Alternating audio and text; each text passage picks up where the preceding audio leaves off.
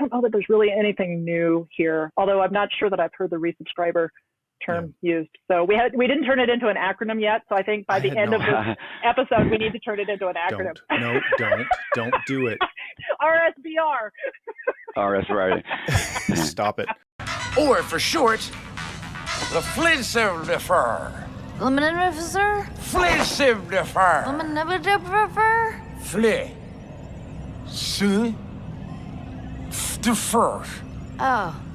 On this episode of ResiWeek, LG adds Homey, SaaviHome franchisees, and streaming resubscribers. All this and more on this episode of ResiWeek. This is ResiWeek, episode 440, Resubscribers. Welcome to this episode of ResiWeek. This is your weekly roundup of all the latest news and stories for the residential AV industry. I'm your host, Matthew Scott for AVNation.tv, and this week I'm pleased to be joined by two of my good friends. First, we have the one and only Katie McGregor-Bennett. She's the president at KMB Communications. How you doing, Katie? Howdy-ho. Doing great. Summertime. Happy to be here. It is summertime. I hate it. I'm waiting for winter. Then we've got a new friend of the show, Mr. Gary Usher. He's the new VP of Marketing over at Powerhouse Alliance. How you doing, Gary? Oh, I'm doing great. It's summer. I love it. Here in Los Angeles, California. Great to be part of this. Thank you.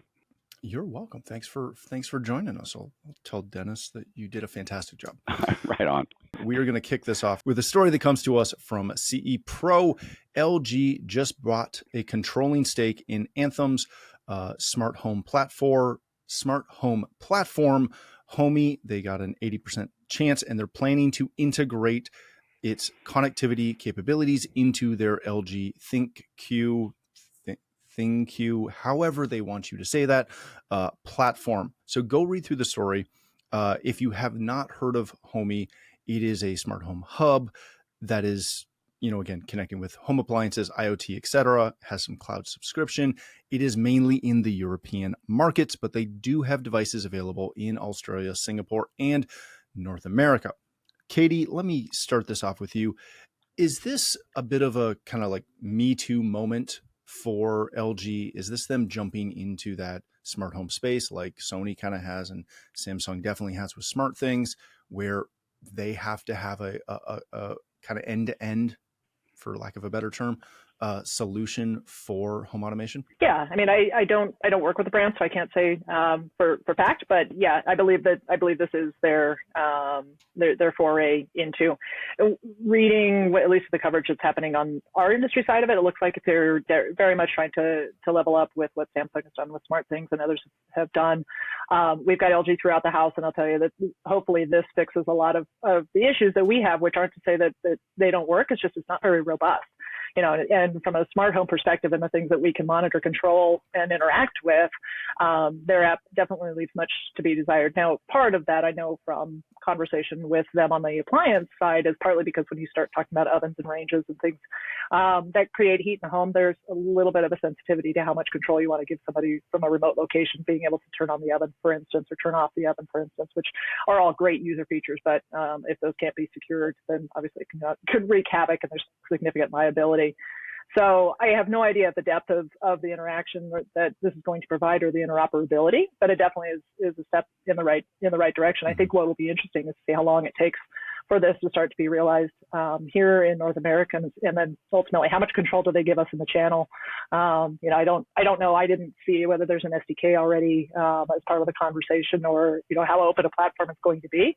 But I think that really is where things start to get interesting for us in the channel, is just how accessible is it for us to be able to bring into our workspace and create true integration and interoperability across platforms. So we'll see. For sure.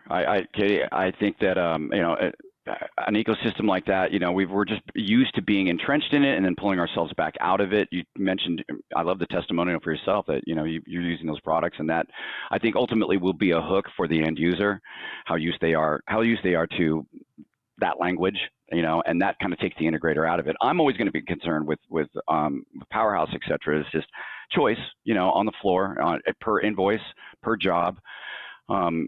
so yeah, whether we're talking 18 months from now until it's truly, kind of integrated and out there and as a choice, I'm looking forward to bringing more and more LG into the market space for us as well, which I do like. They've been, really positive on the commercial front for us. So certain areas that we'll give it a shot. That's the thing. Giving it a shot for our integrators, I think they're largely willing to do so because the language is basically simple. It gets complicated later on down the line when you've got multi-platforms, and of course, if you're, trying to integrate a huge space and really trying to be dynamic with that as far as a selling point for the integrator, which I want them again to have that kind of choice to paint a great picture for the end user. We can go here, we can go here, we can go here. It could be also a bridge to simple installations, ancillary houses or houses on the property, so to speak. And we're talking about from the integration standpoint. Just to try something out, put a panel or two up there and just kind of see how that small ecosystem works. But guys, I think it's going that direction anyway. They have no choice but to continue that. Like they can try these other markets and then kind of enter back into the United States and so forth. So looking forward to it. Not really thinking it's a bigger conversation other than that. Yeah.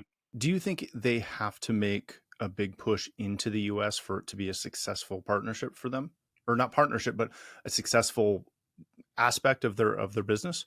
Digging into the numbers and reporting those numbers back, it has to be in play. Otherwise, you've probably sold that idea with the inclusion of North America in that. So ultimately, you're going to want to get that garnish the numbers back from it. You can hold them off at some point, but and then people like Katie and I, in a marketing context, have to do our jobs and make it as sexy and as attainable as we can.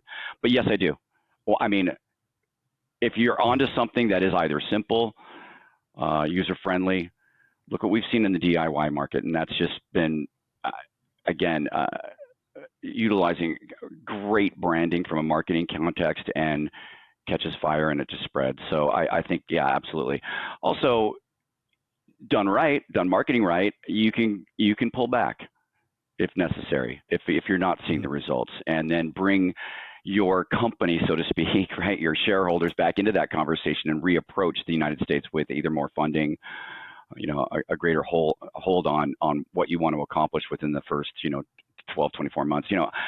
I spent a lot of time with Snap and larger companies that have either transferred their ownership in a sense to the public market space, and decisions started to take shape in a different way. Not necessarily bad or good. It's just, again, it could be more funding, but we want a bigger context here. Marketing team, go to work. And hopefully that translates back down to the front counters and guys doing simple installation jobs. I don't care if it's, 5,000 square foot homes, big push on commercial. I want largely our integrators to be able to go up against larger companies for house of worship spaces, huddle spaces and things like that. So all of these things I'm going to continue to train through Powerhouse, and be kind of a go-between through because obviously Powerhouse Alliance is a buying consortium, if you will. And just throw my plug in there what Powerhouse is all about. But any of the topics we're going to talk about today, I need to learn about, and I don't really have a choice to back anything off. Really, if it's being integrated within the new lineup of 2025, I'm going to take it in. I'm going to have to train on it. I'm going to have to explain it and go forward. Yeah, it'll be interesting to see where it goes. All right, let's change topics for a second. This comes to us from Residential Tech Today and good friend of the show, Mr. Jeremy Glowacki. SaaviHome expands their franchise model with 2 new locations. The Denver-based integrator has added 2 locations in the Boulder and Castle Rock territories, which is out by you, Katie, and are continuing to grow that. So go read that article. It's a very interesting move as the franchise model continues to, I'm not going to say roll out, but continue to creep into our market space. Gary, let me start with you on that. Is the franchise model kind of the future of the integration space? I think it's essential, but I have to frame it in the sense that, is it what we all think of a franchise scenario? You're kind of buying in, there's a percentage happening, there's a baked in template for you. But the expansion, no doubt, is essential. I have so many examples of that's where, let's say, a small integration company, by default, doing work in the mountains. I have to expand. I've got to make my logistics work for me. Less trips, less roles, not necessarily at the customer end, but internally. I think it's essential, and there's so many great examples of that expansion paying off, that bet, right? There's also branding opportunities for the companies to kind of revisit that rather than just a singular entity that everybody is seeing. There's also the other side of this. Katie might be able to reiterate with me on this, is like when something is super dense and you want to densify and get into the market, how do you go about that? Does that franchise template enable you to cut in there, talk about your point, or at least, be bold enough to show the competitors who you are and you're up to play? But I think either one, good moves. I love to see that boldness, and some of these guys have no choice but to migrate and be buoyant in the market. Yeah, that's a good point. Katie, how often are we conflating the franchise with, multi-site or multi-location? Because I occasionally hear it kind of as if they're the same thing, and they're really not. They're vastly different. Is that a differentiation that is going to have to happen in the space, or is it just, kind of, am I splitting hairs over it? No, I think it is they're uniquely different. And I think understanding the difference between a multi-site company or brand and a franchise-based company or brand, the time is now to start to learn what those differences are. And I think as we're, within the channel, we're looking at franchisees and franchise models coming into the space, getting a better understanding of how they're structured is really important to understanding where's our industry going and where's our growth going to come from, which isn't, I'm not standing here to say that this through franchises how our industry is going to grow or the channels are going to grow, but it does indicate that there is a lot of outside interest in what we do. But how do we get involved? And so I think, there's, when we look at it through that lens, that there are individuals or groups of individuals that have a significant amount of money that they would like to spend in the air quote smart home space. And let's call it that because that's what consumers know our industry to be. We know it to be that and so much more, but a broad brushstroke term, it's smart home to many people. And there are investors that are looking to invest in smart home, and they've got the money, they've got the group, and they have to desire, they're going to put that money somewhere. So I do think from an industry growth perspective, it is really important to understand the difference between the terminology and to start to look at ways that we might harness this. What the franchise interest in our industry is bringing to us are resources, and not just financial resources, but thought leadership and leadership executive resources that we simply don't have. And that's not a slight against any of us. It's just that a lot of us are homegrown. We came up through the industry, so we know what we know, but we also don't know what we don't know. And we haven't run multinational companies. We haven't run other industries. We haven't, we don't have a lot of that experience that we bring to the table. And it's gotten us thus far.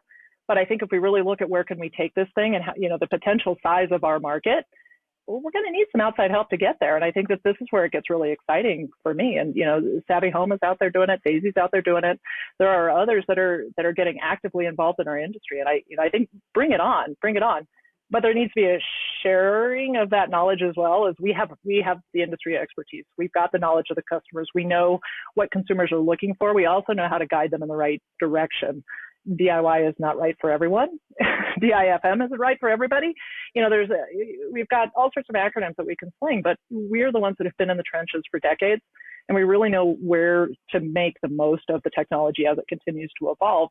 And that's what we bring to the table. So if somebody else is bringing money and insight and leadership capabilities, and we've got the knowledge and the boots on the ground, that really is a pretty amazing combination. And so I think, that's, regardless of the opinions that we're forming as we're going through and reading these headlines, it's really understanding how are we going to continue to grow as an industry, and what's that going to take. And I think this is a key component of it, personally. Yeah, I like everything you mentioned. It's interesting, your perspective of that. That additional untapped revenue makes sense to me. And I like that attraction that we have to that. I think that the nationalization of that small business, again, some of my perspective might be from the smaller installer, might be one of as long as you can cut that pie up, as long as you can kind of, remain, and hey, if it's being sold as, hey, no, we want your touch. Here's the parameters. Here's the baked-in templates that will really be beneficial for your business, especially when we're talking about ERP systems, just running your company, payroll, exposure that you're able to give to your customers that they're very nervous about. They're very solid on what to do and how to continue to service customer by customer, but they get a little nervous when it becomes a little bit of an intangible that they don't understand and they could lose control over, and trust us, you're going to make 12% in 2 years. You'll see that growth. Okay, well, I'm in the trenches and I still have to deliver eye-to-eye service. But when you said, because you're right, the instinct here is to find ways to continue to grow. And we're going to climb back up that waterfall of revenue streams in a sense to get to a different platform. And we all have to do that. And I love that shared responsibility. Gary, is there any concern with the franchise model that it doesn't suit the custom aspect of custom integration well? Yeah, other than the points that I brought up, maybe it could be a different, let's look at it this way. All right, I'm going to have to sacrifice a little bit of product affinity or, because with the franchise aspect, again, not knowing it, but you're going to have friends in the product world that are going to come on board. And and again, this is working to our advantage because there's everything out there. And as we close the gap on exclusivity in terms of service and feature sets, okay, then that's not going to be such an issue. So if it's the toss-up being help with my finances, help me understand where this could be from in my area, using the expertise as Katie was describing, that elevated view, absolutely. So I think there could be some resistance, as we've always seen, even back down to offering service levels. I'm going to continue to run a truck. I don't care. I'm going to continue to do one-on-one servicing because my region. I banked on this. I'm supplying this customer. I'm going to keep this customer for life. I've seen over the last few years the customer for life moniker kind of drift away because just the trends you can't maintain it. I mean, I love a small to medium-sized integration company maintaining 150 households or whatever the number might be. It's customer for life, and you want to grow that roster to add on new employees, et cetera. But realistic terms, just like our integrators have accounts at many direct accounts, distribution accounts, there's 3 or 4 of them. Everybody should have that mobility. So does the end user. So that might make the decision to go forward in uncharted territory a little bit easier because I'm not going to be with that customer for 18 years. I might not be. I might have to let that go. Yeah, that's a great point. All right, let's move on to our last topic of the day. This comes to us from CE Pro. Streaming rescribers suggest a larger market for bundling and aggregation. Essentially, there's some research that came out that shows that the habit of rescribing, i.e. you subscribe to the service, as soon as you've finished binge watching that show or those shows you want, you unsubscribe until they bring out some new content that you want to watch again or start, and then you resubscribe until you finish that, and then you unsubscribe again. Those habits are changing as people are starting to bundle their services. Again, this is mainly based out of the US, talking about people who are able to bundle some of these things like the Disney Plus, Hulu, and ESPN bundle are 59% less likely to churn within 12 months versus those who took Disney Plus alone. Katie, let me start with you on this. Have we essentially just got to a point where streaming is cable and they're all just different packages? I mean, that was kind of going to be my question to you, but but since you're host and I'm guest, you have your Netflix package, you have your Disney Discovery package, you have your. It's the same thing, right? It is, and honestly, articles like this always intrigue me because it's like, okay, because I submit articles like this to the trades all the time. It's like, okay, but what's the angle? What's the point? Why did they put this out? Why did they put this out now? And and I think there's a few things. And obviously, coming into view with CDX, Expo coming right around the corner, we've got some players that are going to be participating in that who have a stake in this. So I'm sure there's a little bit of that. But I mean, I before I got into AV, I was in cellular and telecoms. And this whole notion of jumping from one subscriber to another to subscriber goes back longer than I've been an adult. It's just what people Yep. it's just what people do, right? And some of it is price driven, some of it is relationship driven, some of it is platform driven, some of it is just lifestyle driven, you know. And it's like every time you sign up for a new device, you get 3 months free of something, insert here, and then after that you have to pay. Is any of that part of these numbers? I suspect that it absolutely is, but is that clear to the reader? No, it's not. It's just that we know that. You know, if you want to watch Yellowstone, but only for as long as the series is running, then you're going to jump on and jump off that ship. Those kind of, when you roll all of those behavior patterns up, I don't know that we're really saying or learning anything new, but I do think that the continuation of how do we consume our content, and for the integrators in the room, how do you answer the question about, you know, this one's coming? What platform is this program on? You know, I don't know. You know, is the answer from the integrators, but it really comes down to consumers trying to figure out what is the content that they want to consume on a regular basis, and where are they most comfortable consuming it, and what platforms do they want and which ones do they don't, who's in the home, how many generations are in the home. You know, there's just so many factors to this. So it's an interesting piece, and it definitely has a lot of compelling components to it.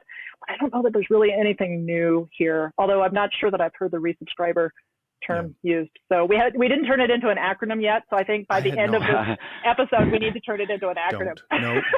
Don't do it. Come don't on, you know we can do it. Do it, please. No, RSBR. no, we can't. RSBR. Gary, stop it. Gary, let me ask you this. What I've always had a hard time with is I don't know what part of this we as an industry need to take any ownership of. For a long time with cable or satellite or whatever, you were asked those questions by your customers. Well, should I go with, in our case, you know, Rogers or Shaw or Bell or Verizon or Comcast or wherever you're at? And we all had opinions on that.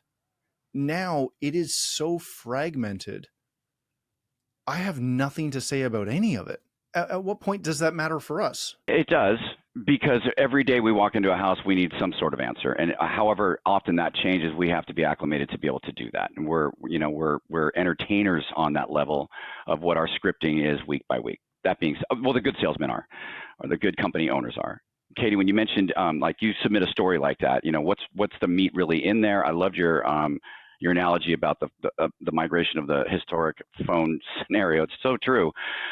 But to me, the number that I saw quickly just looking at the paragraph was a data siren, if nothing else. What was it? 46% within the calendar year are migrating and jumping, and then exactly what Katie said, why, all of those things, the demographic in the house, et cetera, et cetera.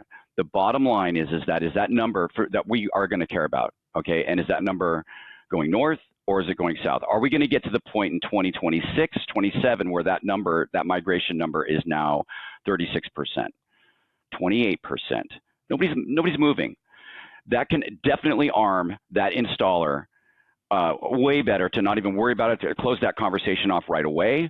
But right now, with what's saving what is saving the packages that exist now is the internet connection. So as soon as that splits off it, then it's going to be just wild west of logos and movies. Because what that data suggested to me was nobody's afraid of cutting that service and repurchasing it, even the 3 months free, again from $47.99 to name a number, $57. Not an exorbitant number, but a doable number again at Christmas time when I have to have that movie on because grandma's coming.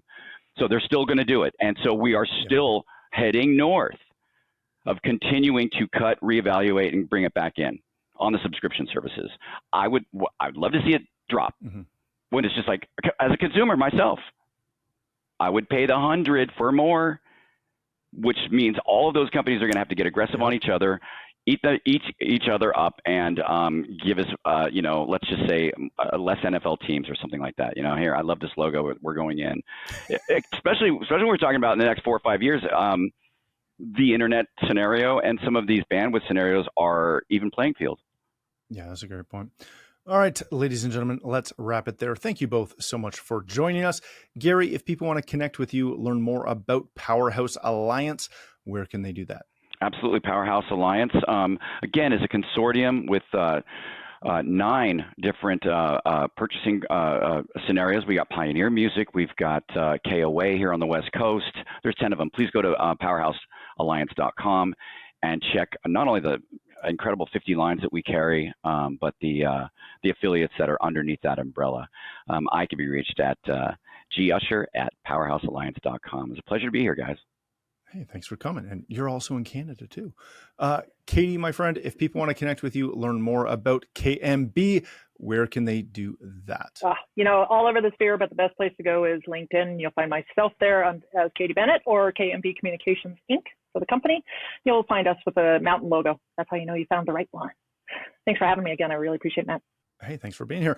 As always, thank you again for joining us as well. If you'd like to connect with me, you can find me on Twitter or X at Matt D. Scott and most other social platforms. But more importantly, please visit AVNation.tv, where you'll find this show as well as a wide variety of other shows with all the verticals that we cover. When you visit the website, please take a moment to check out our supporters. We are extremely thankful for their support and ask that you check them out as well. Thanks again for watching. That's all the time we have for this episode of ResiWeek, the network for the AV industry.